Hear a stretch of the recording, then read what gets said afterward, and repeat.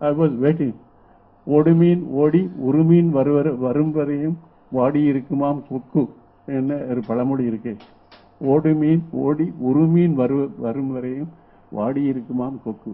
அந்த மாதிரி wait for the right opportunity for you to make exactly the kind of film that you would love to make.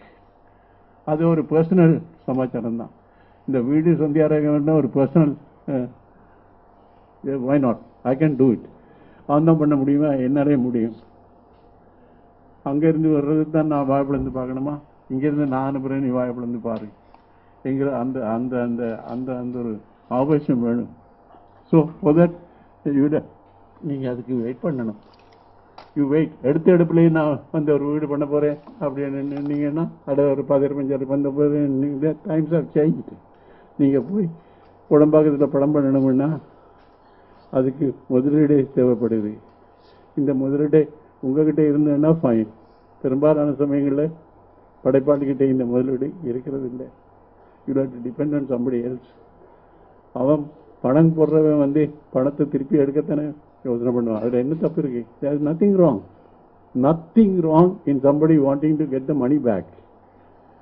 அதில் எந்த தப்புமே இல்லை. பணம் போடுறவன் அவன் இது பேச்சா போகட்டும் அப்படின்னு நினைச்சு பணம் போடுறவன் லட்சத்தில் ஒன்று ஒடுக்க இருப்பானாங்கிறது எனக்கு சந்தேகம்.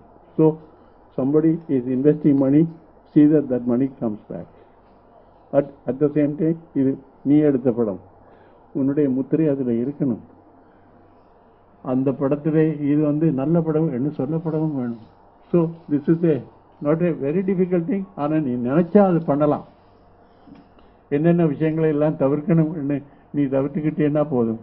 எப்படி அப்புறம் இன்னொன்று இந்த மாணவர்களுக்கு நான் உங்களுக்கு சொல்ல, அது உங்கள் பள்ளிக்கூடத்திலே சொல்லப்பட்டிருக்கு. Be as close as possible to literature.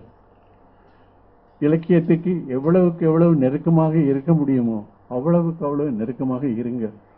ஏன்னா என்னுடைய சினிமா பாலுமகேந்திரா சினிமாவில் என்னமோ இருக்குன்னு யாராவது சொன்னான். அந்த என்னமோ என்கிற சமாச்சாரம் எனக்கும் இலக்கியத்துக்குமான பரிச்சயம் தான்.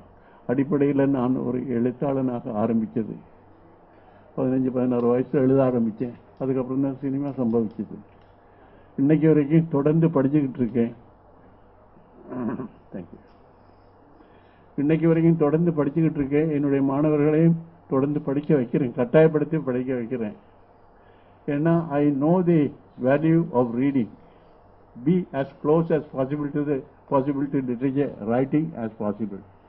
அதுக்கு இலக்கியத்துக்கு நெருக்கமாக இருக்கீங்கன்னா, ஏன்னா இலக்கியத்தில் நீங்கள் வந்து உங்கள் கதாபாத்திர படைப்பு கற்றுக்கலாம், உரையாடல் எப்படி எழுதுறதுன்னு அங்கே கற்றுக்கலாம், உன்னுடைய தளம் எப்படி இருக்கணும்னு அதில் கற்றுக்கலாம். Because literature is our life. அதுக்கு கிட்ட நீங்கள் அதுக்கு அருகாமையில் போக போக போக உங்களுடைய சினிமா மேம்படும்.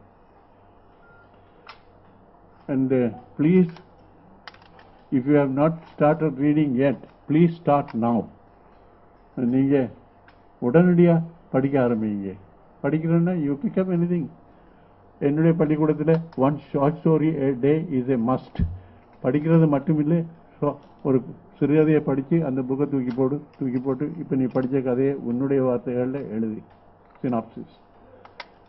அல்டிமேட்லி இந்த சினாப்சிஸ் தான் தானே நம்ம படமாக்க போகிறோம், சிறுகதையை அல்ல. அதை நான் இப்படி பார்க்கிறேன். ஒரு குறிப்பிட்ட ஆத்மா, இந்த கதையுடைய ஆத்மா என்ன?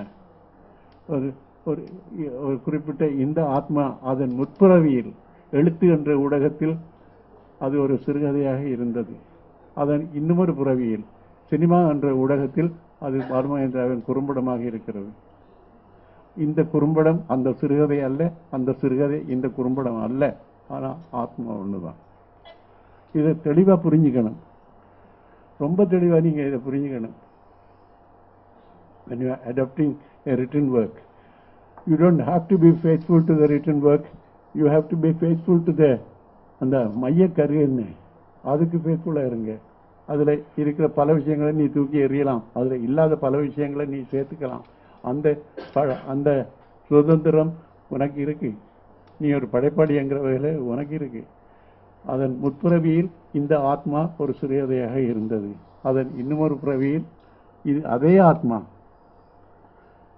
ஒரு குறும்படமாக அல்லது ஒரு முழுநீள படமாக இருக்கிறது. This has to be very clearly understood. பல எழுத்தாளர்களுக்கு இந்த உண்மை, இந்த சமாச்சாரம் புரிகிறதில்லை. நான் எழுதாத பல விஷயங்களை சேர்த்திருக்காரு. Yes, I have done it because this is my short film based on your story. That's all. This is not your story.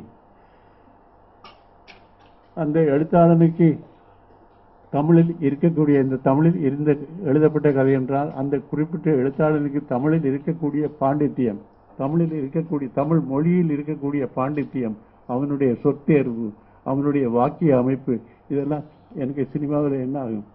தூக்கி மரியாதையோட குப்பை கூடையில் போட வேண்டியது. ரொம்ப மரியாதையோடைய எல்லாத்துக்கும் குப்பை கூடையில் போட்டு எனக்கு வேணும்னு இந்த கதையுடைய சினாப்சிஸ் என்ன, ஆத்மா என்ன, சமாஜம் மையக்கரு என்ன, அதுதான் என்னுடைய சமாஜம். இதை எடுத்து நாம் ஃபங்க்ஷன் பண்ண ஆரம்பிக்கிறோம். ஒரு இண்டிபெண்ட் கிரியேட்டிவ் பர்சனாக நான் ஃபங்க்ஷன் பண்ண ஆரம்பிக்கிறேன். இதை நீங்கள் தயவு செய்து மறந்துடாதீங்க. டோன்ட் கன்ஃபியூஸ் தட் இந்த கதையில் இருக்கிற எல்லாத்தையுமே இங்கே கொண்டு வரணும்னா, இல்லை அந்த கதையில் இல்லாத விஷயங்களை இங்கே கொண்டு வரக்கூடாதுன்னு நினைக்க வேண்டாம். You can do it. It is your freedom. அதை தயவு செய்து மறக்காதீங்க. when you are trying to adapt a written work into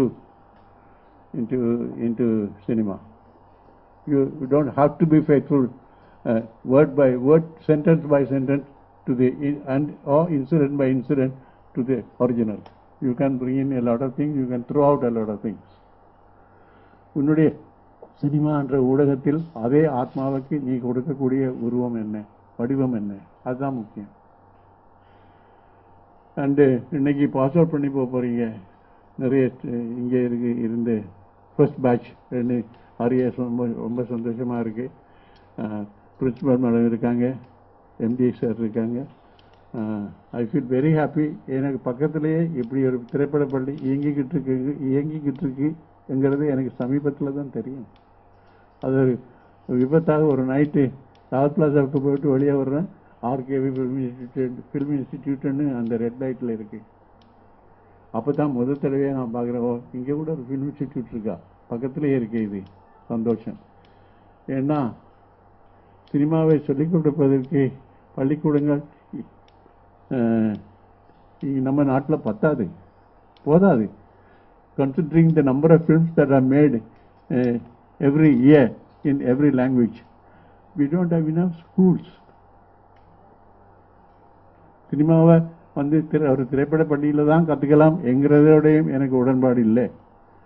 சினிமாவை கற்றுக்கிறதுல ஒரு வழி ஒரு திரைப்பட பள்ளியில் கற்றுக்கிறது, இன்னும் ஒரு வழி ஒரு நல்ல சினிமாவை தெரிஞ்ச ஒரு இயக்குனரோடு தொடர்ந்து பணியாற்றுவது, அது இன்னும் ஒரு வழி. Third you learn it on your own.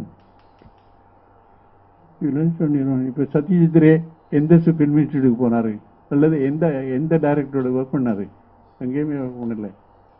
they learned it on their own. he learned it on their own. அல்லது இங்கே எடுத்துக்கிட்டிங்கன்னா நமக்கு குரு சிஷ்ய பரம்பரை இருக்குது. நம்ம ஒரு டைரக்டரோட ஒரு 7 வருஷம் 8 வருஷம், அது இஸ் அ லெங்தி ப்ராசஸ். அப்புறம் இன்னொன்று சொல்கிறேன், அரிச்சுவடி கற்றுக்கிறதுக்கு, சினிமாவுடைய அடிப்படைகள் கற்றுக்கிறதுக்கு ஒரு சத்யஜித் ரே தான் வேணும், இல்லை ஒரு பாலுமகேந்திரா தான் வேணும் இல்லை. You can learn it from anybody who is continuously taking films. அதை மறந்துடாதீங்க. நீங்கள் ஆனாவன்னா கற்றுக்கிட்டது உங்கள் அம்மா கிட்ட தானே, அவங்களுக்கு என்ன படிப்பு இருந்தது? ஸோ ஆனாவன்னா கற்றுக்கிறதுக்கு தமிழில் பிஹெச்டி வாங்கின ஒரு ப்ரொஃபஸர் வேணும்னு எதிர்பார்க்காதீங்க, வேண்டியதில்லை. ஆனாவன்னா கற்றுக்கிறது you can learn it at home with your parents. உன்னுடைய அம்மா 5ஆம் கிளாஸ் கூட படிச்சிருக்க முடியும், படிச்சிருக்காத மனுஷியாக இருக்கலாம். So what? ஆனாவன்னா அவங்க சொல்லிக் கொடுக்குறாங்க. அப்புறம் இதை மறக்கக்கூடாது. You don't need a Satyajit Ray or a film school or a Balu Mahendra to learn cinema. If you get a chance to learn it under them, fine. If you don't get a chance, you can learn it on your own. இது cinema பயிற்சியை பற்றின சமாச்சாரம். Because we don't have enough schools. பத்தவே பத்தாதுங்க. சென்னையை எடுத்துக்கிட்டா என்ன இருக்கு, அடையாறில் ஒரு institute இருக்கு, பிரசாத் அகாடமி இருக்கு, இது இருக்கு, இன்னும் 2-3 சின்ன சின்ன இன்ஸ்டிடியூட்ஸ் இருக்கு, பள்ளிக்கூடங்கள் இருக்கு. அப்புறம் நானும் ஒன்று நடத்தி வர்றேன். அது ஒரு பள்ளிக்கூடம் கூட சொல்ல முடியாது, அது ஒரு ஆசிரமம். We all get together in the morning and we talk about cinema, breathe cinema, eat cinema, everything. So இங்கே இருந்து நீங்க போய் அற்புதமான படைப்புகளை உங்ககிட்ட இருந்து வரும்னு நான் எதிர்பார்க்கிறேன். அந்த அற்புதமான படைப்புகள்ங்கிற பேர் மட்டும் இல்லை, அந்த படைப்புகள் ஓடுற படங்களாகவும் பார்த்து எடுங்க. மறுபடியும் என்கிற ஒரு படத்துல நான் ஒரு டயலாக் வச்சிருப்பேன். அவர் ரவி சொல்லுவார், ஃபிலிம் டைரக்டர், நான் என் ஃப்ரெண்டு நானும் சேர்ந்து ஒரு கம்பெனி ஆரம்பிச்சிருக்கோம். அவன் பணம் போடுறான், நான் என்னுடைய ஆற்றில் போடுறேன். ஏன்னா ஒய்ஃப் வச்சு ஓடுற படங்களை ஆடுங்க. ரேவதி சொல்லும், I still hold it true. உன்னுடைய படம் நல்ல படம்னு பேர் வாங்கவும் வேணும், அதே சமயத்தில் இது போட்ட பணமாவது திரும்பி வரணும். அதில் உனக்கு ஒரு ரெஸ்பான்சிபிலிட்டி இருக்கு. You cannot simply fulfill your own wish. You wait. If you want to fulfill your own wish, you please wait and wait for the right opportunity. சரியான ஒரு சந்தர்ப்பம் வர்றப்போ ஒரு வீடு பண்ணு, ஒரு சந்தியா ராகம் பண்ணு, அல்லது கதை நேரம். எனக்கு கிடைச்ச அற்புதமான ஒரு படைப்பு அனுபவம் கதை நேரம் குறும்படங்கள். என்னுடைய வாழ்க்கையில் தி மோஸ்ட் கிரியேட்டிவ் பீரியட் என்று சொன்ன கதை நேரம் குறும்படங்கள் தான். Most creative period. ஏன்னா ஒவ்வொரு புதன்கிழமையும் ஒரு 24 minutes குறும்படம் கொடுத்தாக வேண்டியிருக்கு. குறும்படம் எடுக்கிறது என்னங்கிறது உங்களுக்கு நான் சொல்லி தெரிய வேண்டியதில்லை. ஒரு 5 minutes படம் எடுக்கிறதுக்கு நீங்கள் படுற பாடு எனக்கு தெரியும், என்னுடைய மாணவர்கள் படுற பாடு எனக்கு தெரியும், என்ன டைம் ஆகுதுங்கிறது எனக்கு தெரியும். ஆனால் அது எல்லாத்தையும் தாண்டி 52 குறும்படங்கள் ஒவ்வொரு வாரமும் கொடுத்துக்கிட்டே இருக்க வேண்டிய ஒரு அற்புதமான ஒரு training ground for me and for all my assistants. It was a brilliant training period for all of us. எங்கே தூங்குறோம், நான் சில சமயத்தில் முடிச்சு பார்த்து எடிட்டிங் ரூமில் இருக்குன்னா, இல்லை வீட்டில் தூங்குறேன்னா, இல்லை சவுண்ட் ரெக்கார்டிங் ரூமில் தூங்குறேன்னா தெரியாது. வெளியே வந்து பார்த்ததுக்கப்புறம் தான் தெரியும், ஓஹோ இது ரெக்கார்டிங் ஸ்டூடியோ, இது எடிட்டிங் ரூம்.